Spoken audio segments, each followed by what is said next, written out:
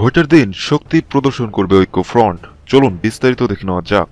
আর মাত্র একদিন পরে অনুষ্ঠিত হতে যাচ্ছে একাদশ জাতীয় সংসদ নির্বাচন। ভোটকে কেন্দ্র করে বেশ কিছু পরিকল্পনা হাতে নিয়েছে বিএনপিকে নিয়ে গড়া ডক্টর কামাল হোসেনের জাতীয় ঐক্য ফ্রন্ট।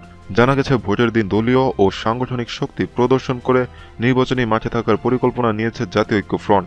ওই দিন ভোর থেকেই সাধারণ মানুষকে ভোট কেন্দ্রে যেতে উৎসাহ দেওয়া, এমনকি ক্ষমতাসীন দলের যে কোনো বাধা মোকাবেলা করতে নির্দেশনা দেওয়া হয়েছে জাতীয় ঐক্যফ্রন্টের ৫ শরিক দলের সর্বস্তরের নেতাকর্মীদের।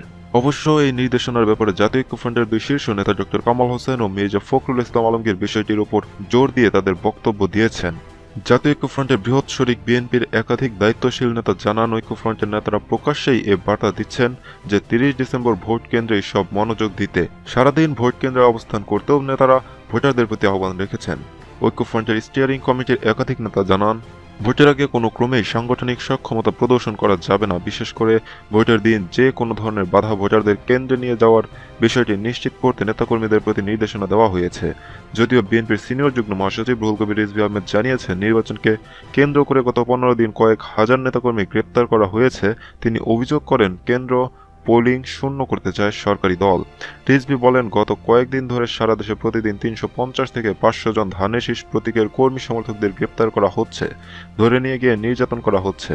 বিএনপি ও জাতীয় ঐক্যফ্রন্টের কেউ কেউ একাদশ জাতীয় সংসদ নির্বাচন বর্জনের পক্ষে মত দিলেও কেন্দ্রীয়ভাবে নির্বাচনে থাকার পক্ষেই মত এসেছে।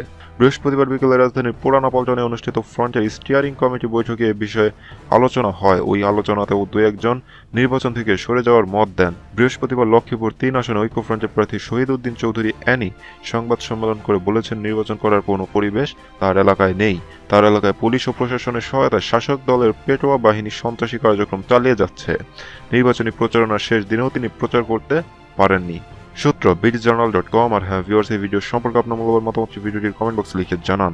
ভিডিওটি ভালো লাগলে অবশ্যই লাইক, কমেন্ট এবং শেয়ার করুন। আমাদের চ্যানেলটি এখনো সাবস্ক্রাইব করে না থাকলে এখনই সাবস্ক্রাইব করে নিন। আমাদের সাথে থাকার জন্য এবং ভিডিওটি দেখার জন্য আপনাকে অসংখ্য ধন্যবাদ।